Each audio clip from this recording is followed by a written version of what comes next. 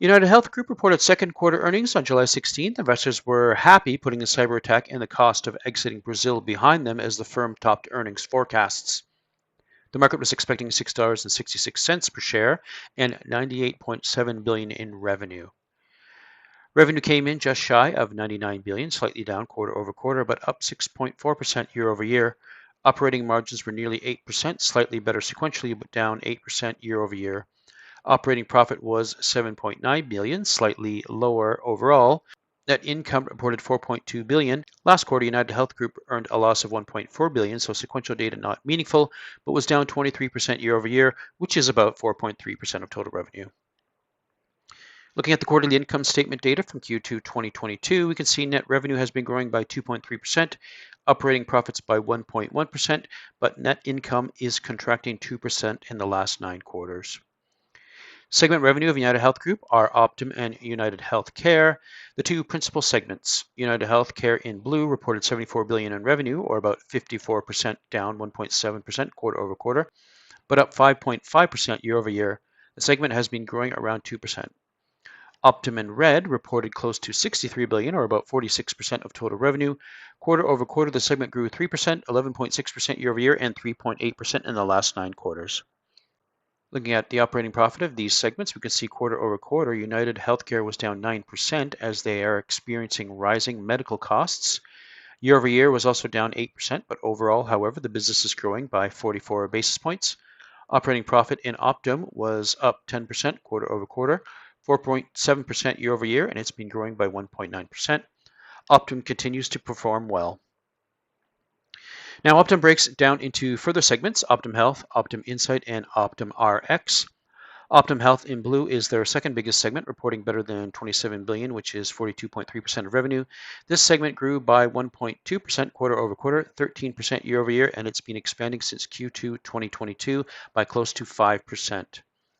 Optum Insight, the smallest segment in yellow, reported $4.6 billion, just 7% of revenue. This was the segment that bore the brunt of the cyber attack. As we can see, quarter over quarter revenue only grew by 91 basis points and down 2.8% from Q2 2023. It has been growing overall by 3.7%. Optum Rx in yellow, the biggest business within Optum, reported $32.4 billion, or 50.6% of Optum revenue. The segment has been their best performer, up 5% sequentially, 13% annually, growing 3% since Q2 2022. A closer look at the Optum segment operating profit. Optum Health has the largest margins, earning almost $2.1 billion, or 44.7%. Growth has been good at 9.5% sequentially, 36% annually, and 4.5% in the last 9 quarters. Optum Insight saw its operating profit jump back close to $1.2 billion with the cyber attack event behind it. Quarter over quarter was up 138%, 20% since Q2 2023, and steadily growing by 3.7%. Incidentally, UnitedHealthcare realized a $1.1 billion of cyber attack costs in this quarter. Optum Rx improved as well, earning $1.4 billion, up 23% sequentially and almost 17% year over year, 3.4% from Q2 2022. Let's look at some fundamental valuations. Shares outstanding were up by 6 million. Earnings per share were $4.54, down 400% quarter over quarter and 22% year over year. But without the cost of the cyber attack and the Brazilian write-down of $7 billion, adjusted earnings were $6.80. PE is 36.7, and that's with the $4.54 earnings, with the S&P 500 at 29.61. We have a PEG ratio of negative 4.4 as earnings growth contracted. Sales per share were $106.50, slightly lower quarterly, but up 8% year over year, giving us a price to sales of 5.2 times. Book value is $102, slightly better with a price to book value of 5.4 times. The earnings release from UnitedHealth Group didn't provide marketable securities data, but lumped it all into cash instead. So cash per share is $33.75, giving us a price to cash and marketable securities of 16.3 times. Leverage ratios have the debt ratio at 0.22, debt to equity 0.67, and interest coverage at 8 times. Liquidity ratios show the current ratio at 0.88, quick at 0.52, and cash at 0.3. Return on assets were 5.9% and return on equity 17.8%. UnitedHealth's equity multiplier is 3. Return on capital employed is 17.65%. Return on invested capital shows 14.6%. The firm's effective tax rate is 26%, giving us a NOPAT of 23.6 billion, and their average debt and equity is 161 billion.